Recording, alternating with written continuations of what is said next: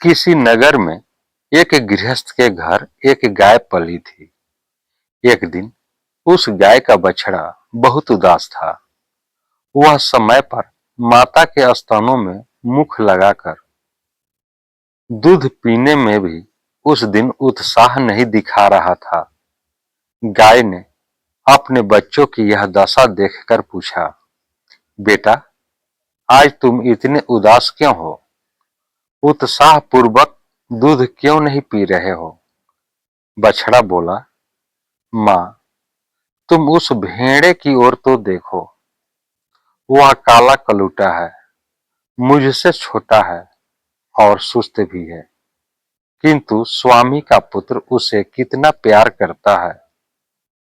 वह उसे रोटी खिलाता है, हरी हरी घास देता है, मटर की फलियां अपने हाथों से खिलाता है और उसे पुचकारता है। उस भेड़े को स्वामी के पुत्र ने घंटियां पहनाई हैं और उसके सींगों में प्रतिदिन तेल लगाता है। दूसरी ओर मुझ अभागे को कोई पूछ ही नहीं। मुझे पेट भर सूखी घास भी नहीं दी जाती। समय पर कोई मुझे पानी तक नहीं पिलाता। मुझ में ऐसा क्या दोष है? मैंने कौन सा अपराध किया है? गाय बोली, बेटा, व्यर्थ दुखी मत हो।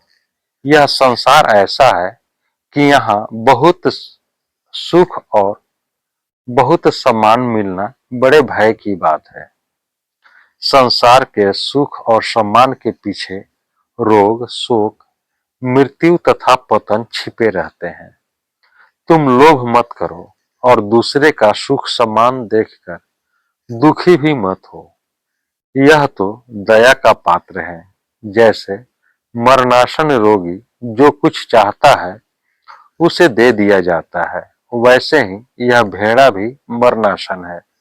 उसे मारने के लिए ही पुष्टि किया जा रहा है। हमारे सूखे तृण ही हमारे लिए शुभ है।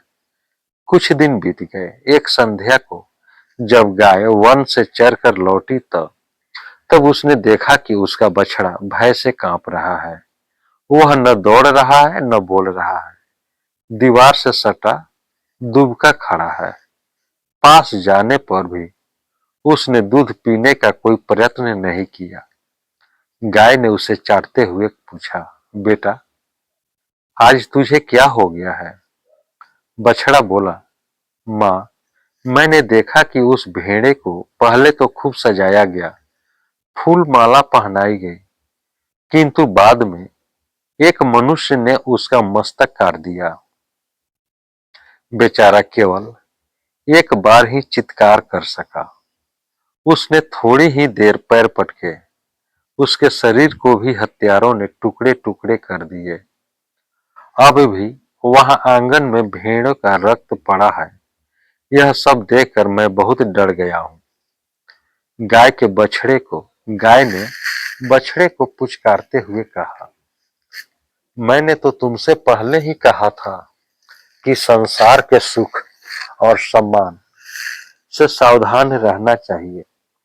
इनके पीछे ही रोग, शोक, पतन और विनाश दबे पांव चले आते हैं।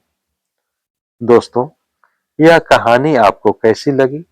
कहानी को लाइक करें, शेयर करें। चैनल पर नए हैं तो चैनल को सब्सक्राइब कर लें, बेल आइकन का बटन दबा दें कि आपको इस तरह की कहानियां मिलती रहे। अब हम लोग अगले वीडियो में मिलेंगे। तब तक के लिए जय हिंद, जय भारत।